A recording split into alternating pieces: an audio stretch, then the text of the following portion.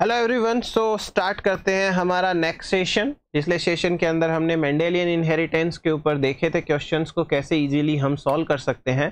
तो अब हम स्टार्ट करते हैं जेनेटिक इंटरेक्शंस के बेसिस पे क्वेश्चंस को कैसे शॉर्टली हम सॉल्व कर सकते हैं। सी, आपके पास में ये जो क्वेश्चन दिया हुआ है बड़ा सिंपल सा सीधा सा क्वेश्चन है, इंफॉर्मेटिव क्वेश्चन है। एबीओ ब्लड ग्रुप सिस्टम जो होता है उस एबीओ ब्लड ग्रुप सिस्टम के अंदर कौन सा वाला जीन एक्सप्रेस होता है। यहां पर हम देखते हैं 4 तरीके के जीन दे रखे हैं। ट्रांसपोजेज तो ट्रांसपोजोन्स के लिए होता है, इसका ब्लड ग्रुप से कोई लेना देना नहीं है। बीटा ग्लैक्टोसाइडेज है, वो लैक ओपेरोन का जीन है, वहां से है ये, इसका कोई लेना देना नहीं है। एसाइल ट्रांसफ्रेज है, बहुत सारी जगह काम आता है बट ब्लड ग्रुप में काम नहीं आता। ग्लैक्टोसिल ट्रांसफ्रेज आता है काम में, अगर ऐसा जीन एक्सप्रेस हुआ तो ब्लड ग्रुप बी बन सकता है या ए बी बन सकता है। So correct answer is option B. Then next देखिए, अकॉर्डिंग टू एक क्रॉस हो रहा है जिसमें एक parent capital D small D है, इसका क्रॉस चलेगा स्मॉल डी से। इसी इंडिविजुअल के अंदर कैपिटल ई स्मॉल ई है जिसका क्रॉस कैपिटल ई स्मॉल ई से होगा। मैं ये 2 जीनोटाइप्स की बात कर रहा हूं। फिर तीसरा individual capital F small F है जिसका cross capital F small F से होने वाला है, और स्मॉल जी का क्रॉस है वो कैपिटल जी स्मॉल जी से होने वाला है। आपसे पूछा है कि इन दोनों के क्रॉस से स्मॉल डी स्मॉल ई स्मॉल ई स्मॉल एफ स्मॉल जी आने की प्रोबेबिलिटी क्या है। तो क्वेश्चन कैसे करना है आपको देखिए, अगर मैं कैपिटल डी स्मॉल डी का क्रॉस स्मॉल डी से कराऊं तो इनसे ये स्मॉल डी आने की प्रोबेबिलिटी होगी 1/2, राइट। एंड अगर मैं इस ई का क्रॉस कराऊं कैपिटल ई स्मॉल ई का कैपिटल ई स्मॉल ई से तो स्मॉल ई आने की प्रोबेबिलिटी होगी 1/4। अगर मैं एफ का क्रॉस कराऊं एफ वाले कंडीशन से तो ये भी होगा 1/4। और अगर मैं स्मॉल जी का क्रॉस कैपिटल जी स्मॉल जी से कराऊं तो ये आने की प्रोबेबिलिटी होगी 1/2। तो अल्टीमेटली टोटल प्रोबेबिलिटी हुई 1/64। 1/64 को आप इस तरीके से कट करेंगे तो ये आएगा 1.5%। सो 1.5% है वो 1.3 एंड 1.8 के बीच की वैल्यू है। So correct answer is 1.5। सो ये आपका सही आंसर। अगला सवाल देखते हैं। देखिए बहुत इजी क्वेश्चन है ये, और इस क्वेश्चन के अंदर जो इंफॉर्मेशन लिखी हुई है वो मैं आपको बता देता हूं। इस क्वेश्चन के अंदर हमारे पास में कुछ स्टेन प्रेजेंट है बैक्टीरिया के, और इन बैक्टीरिया के अंदर एक पाथवे चलता है। उस पाथवे में क्या होता है, पाथवे दिया हुआ है कि कोई सबस्ट्रेट होगा X, वो पहले Y में कन्वर्ट हो जाएगा, फिर वो सबस्ट्रेट है S हमारे पास में, S नाम का सबस्ट्रेट है।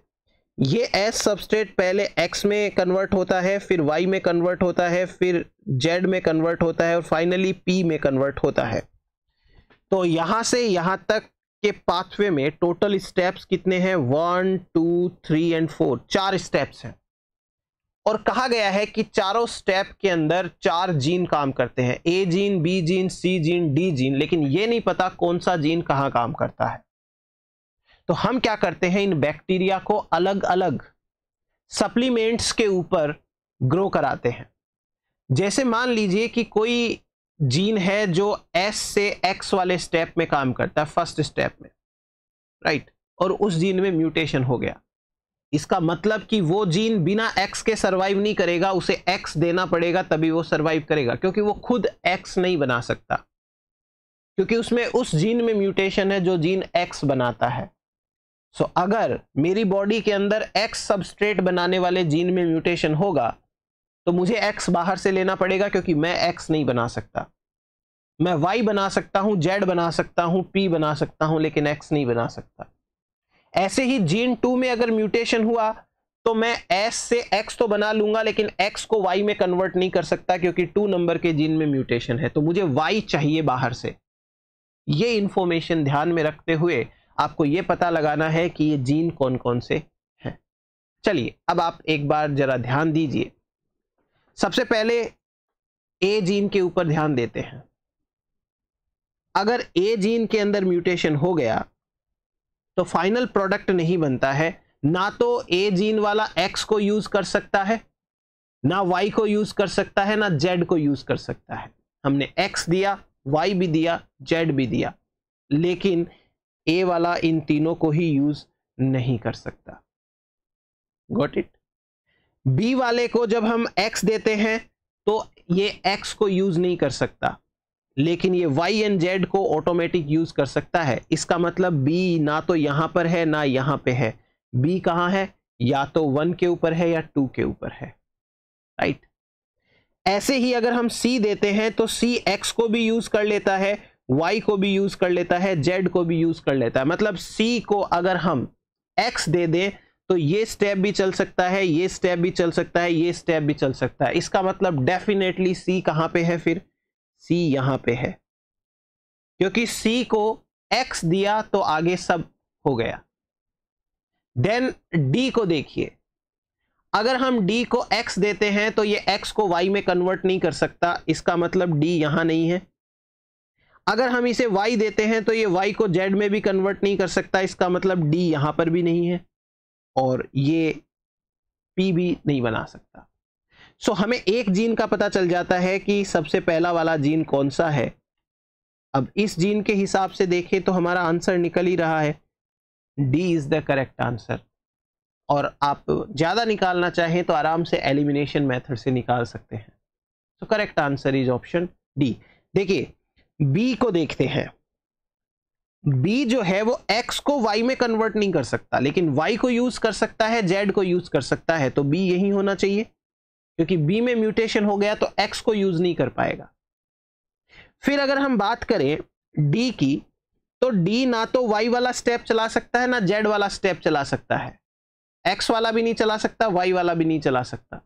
सो डी यहां होना चाहिए कहीं पे। उसे जेड देने पे ग्रोथ होती है, जेड से पहले ग्रोथ नहीं होती। एंड फाइनली बचा हुआ ए यहां आ जाएगा। सो ऐसे आप क्वेश्चन को आराम से डील कर सकते हैं। चलिए अगला सवाल देखते हैं। अगले सवाल के अंदर आपसे इंफॉर्मेशन दी हुई है 2, असर्शन एंड रीजन, और आपसे पूछा है क्या हो सकता है। असर्शन में लिखा हुआ है कि साइटोप्लाज्मिक मेल स्टेरिलिटी जो होती है वो माइटोकॉन्ड्रिया के नॉन फंक्शन होने की वजह से होती है। ए इज करेक्ट आंसर। और आगे लिखा है कि अगर रिस्टोरर नाम का एक जीन होता है, उस जीन के प्लांट से म्यूटेशन कराएं तो ये मैटिंग कराएं तो ये सही हो सकती है। That is true. Cytoplasmic male sterility को वापस सही किया जा सकता है रिस्टोरर जीन से। So what we can say is both A and R R true and R is the correct reason for A. So हमारा फर्स्ट ऑप्शन सही हो जाएगा।